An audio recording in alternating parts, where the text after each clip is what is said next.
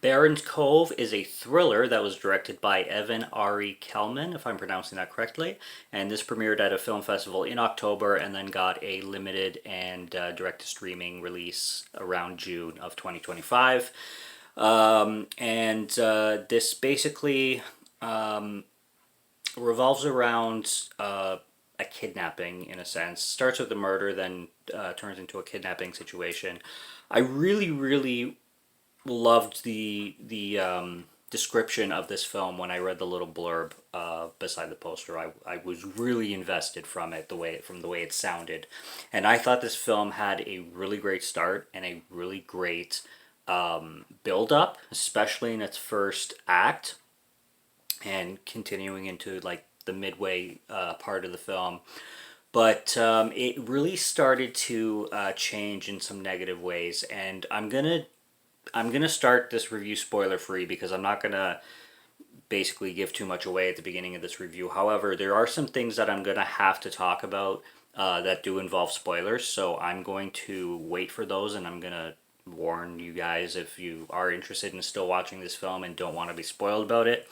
I will give a warning, but there are some things, especially with the negatives, that do involve spoiling certain plot points. So I'm gonna have to do that. But starting with the non spoilers, what we have going on here is we have it starts with these kids on a train track, and one kid is tying up another kid, and the film opens up that way, and then the kid's parents, we're introduced to the kid's parents. The father's name is Caleb. The mom is I forget the mom's name, but the performances are really good in this film. I will give that as my first positive, is that all performances all around are really good in this film. You have Hamish Linklater in here, who played the priest in Midnight Mass. Really great actor. He was also in a film called The Future, which is one of his earlier performances. But he's a really great actor, and he's great in this as well. So they find the son that got killed in the train, and they're investigating. They like it turned into this mystery because they don't exactly know what happened to him. They didn't find much evidence other than him in pieces. And this kid who we noticed was tying him up at the beginning onto the tracks is the son of Amish Linklater's character, who is a politician. He's running for mayor, I believe, and he's basically like in the middle of election kind of thing. He's trying to get as many votes as he can possibly get, and the kid, the kid who was tying the other kid up and purposely, is his adopted son, and he adopted him because he wants more votes and yada yada yada. So there's already corruption going on there. And what happens is Caleb, the father of the kid who was murdered, gets an opportunity to kidnap the son of this politician, and he does, and he wants answers from him basically because he suspects him, and this kid is has a ton of problems that we see throughout the film, and that's how the film basically goes. So I really liked the start of it, but it really started to slowly go down and down and down, and by the end of it, I just found it really cheesy, very far fetched, and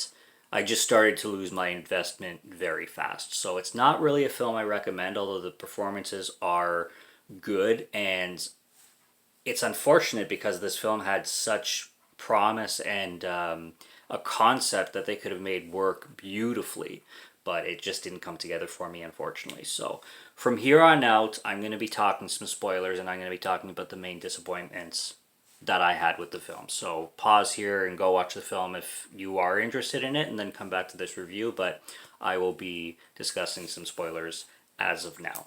So the kid, the politician's adopted son, is a pure sociopath. He's a psychopath. He gets kidnapped, and he puts on this mask. You can tell that he's trying to be like the tough kid, and like he's not scared at all, even though kind of at certain moments he's shitting his pants. But he's so, you can read right through him. This kid is so transparent, and the guy, Caleb, the father, gets really rough with him. Like he starts getting some like blow torches and weapons and shit like that, but he can never get it. He can never get the guts basically to harm this kid because he's just a kid, right?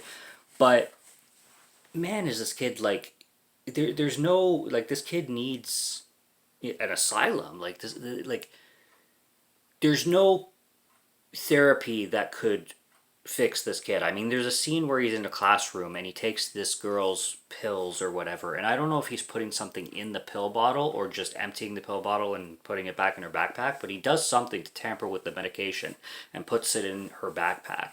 Um, there's this one time where he just randomly says to this woman like, "I hate your face," kind of thing. So this kid has anger problems, but at the same time he's willing to kill, and he's like 12. So I mean, by the end of the film, it just starts to turn into this far-fetched, totally unrealistic. Um, do you take revenge on a kid, or do you follow your heart and know that two wrongs don't make a right, kind of thing? Um, and it is revealed, like eventually the father Caleb does figure out that it was this kid who tied his son up to the train tracks on purpose and had the train run over him because he has some like trauma with the politician adopting him, and the politician abuses him and doesn't even want him in the first place. He's just using him as this like ticket and puppet to give himself a good face to get more votes. But I mean, that's all it takes for this kid to start murdering people. Like, come on, it's just a really it turns into a cheesy film that's not believable whatsoever.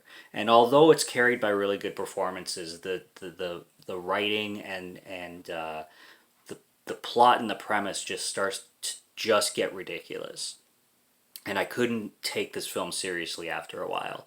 The kid is annoying as shit, but he's supposed to be, and I don't buy his story, and I don't think that he's like he even develops a friendship with this kid, the father of the murdered child, and it's like it just things wouldn't go this way. It's just I'm not buying anything that's happening in this film, and nothing is making sense. So that's really all I got on it. The ending is really silly. So it had a great start. It has a lot to work with, but unfortunately, it just started slowly downhill, escalating until it dropped right at the end. And unfortunately, I hate to say it, but I had to give this film a 1 out of 5. Um, Good performances, not the greatest execution. So make up your mind on your own. Hopefully, if you're watching this far into the video, you've seen this film already.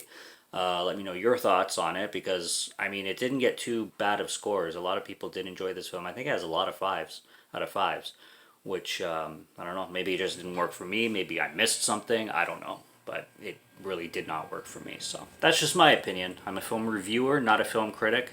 So I always emphasize that. I review films. I review cinema. I love cinema. I'm not a critic by any means because I do not have the resume for that. So take my opinions just as that opinions, and make up your own minds. So that's Barron's Cove from 2024, but bigger release in 2025. Subscribe to Morgan Film Fan if you like to listen to my voice, or if you like my film reviews. I'll be back with more soon, so stay tuned for those. Check out what's on the channel already. Stay tuned for what's coming. Until next review, have a good one. Take care and cheers.